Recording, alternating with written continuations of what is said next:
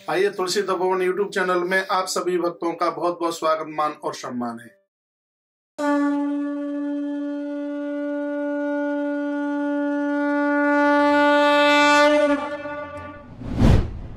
महाराज जी, आसन में कुसा लगा सकते हैं क्या? बिल्कुल लगा सकते हैं, लगाना चाहिए। कुसा, देखो कुसा का प्रभाव मैं आपको निवेदन कर रहा हूं वराह पुराण में, आगे आप सुनेंगे।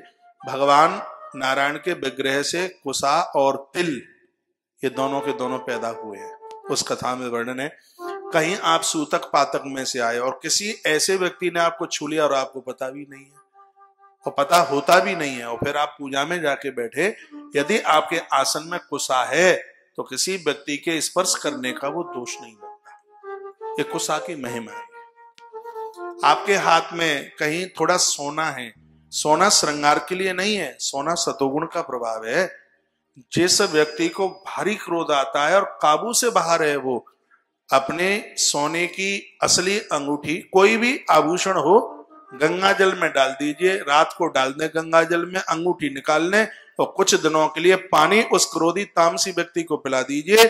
स्वर्ण के पानी से उसका तामस स्थिति है वो समाप्त हो जाएगी।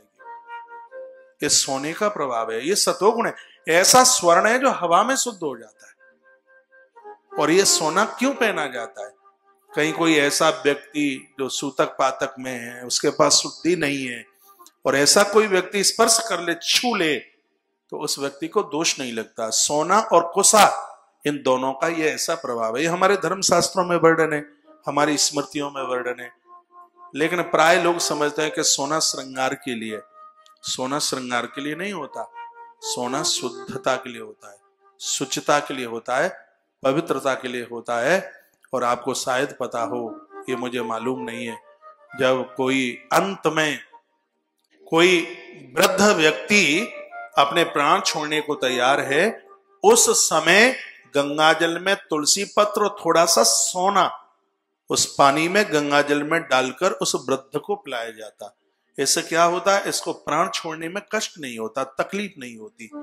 सोने की इतनी बड़ी महिमा है, स्वर्ण की इतनी बड़ी महिमा है। और वह सोना कहीं अपनी मेहनत का हो, बहुत अद्भुत है।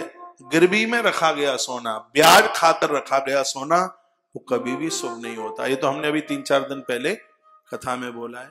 जो गिरवी में रखा हुआ सोना, कोई पैसा नहीं छुड़ा पाया और वो नहीं ले पाया, और या ब्याज पर ब्याज जोड़ करके और उसको हजम कर लिया, तो ये सोना कभी, ऐसे सोने में भागवत में कलयुग को स्थान बताया गया। भागवत जी में 3-4 जगह जो कलयुग को स्थान बताया, वो ऐसा ही सोना है जिसको बेईमानी से इकट्ठा किया गया है।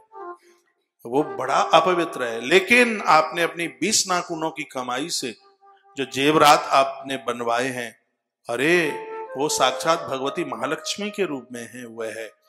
तो ये कुसा है, स्वर्ण है, ये चीजें ऐसी हैं, ये हमें सूतक पातक से बचाने का काम करती हैं।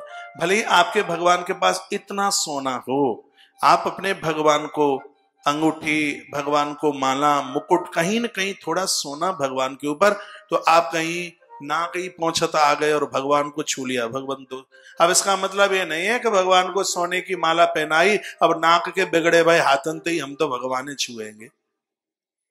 हाँ, तो उसका अर्थ ये ना लगा लीजिए कि अनजान में ऐसा होता है तो भगवान को अपवित्र नहीं माना जाता।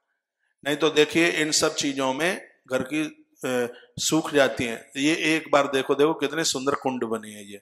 ये जो यजन शुरू हो रहा है आज से, ये बड़े अद्भुत हैं। ये बाहर से आए बनाने वाले, कोई काशी से, प्रयाग से, क्या सुंदर बने हैं। देखो ये 9 कुंड, तो 108 कुंड में ये 9 कुंड बड़े अद्भुत हैं। ये तो आपने ये कुसा के लिए प्रश्न किया। कुसा के लिए तो अभी मैं पिछली कथा में किसी में बड़ा निवेदन कर रहा था। कुसा के लिए, कुसा का आसन बड़ा पावन। यदि कोई धोखे से मेरे कुटिया में, मेरे कक्ष में चला जाए, तो मेरी पूजा की जगह पर कुसा का आसन बिछा हुआ है। यहां भले ही ना हो, लेकिन वहां कुसा का आसन है। आप भी इसमें, स्त्री पुरुष कोई भी कुसा के आसन को आप रोज अपने काम में ले सकते हैं। इसमें मन लगता है भजन में, नींद नहीं आती है, जमाई नहीं आती, आलस्य नहीं आता, प्रमाद नहीं आता। ये कुसा के आसन का अपने आप में ये इतना बड़ा प्रभाव है। आप सबके ये सब दिन बहुत मंगलमय हो, भगवान के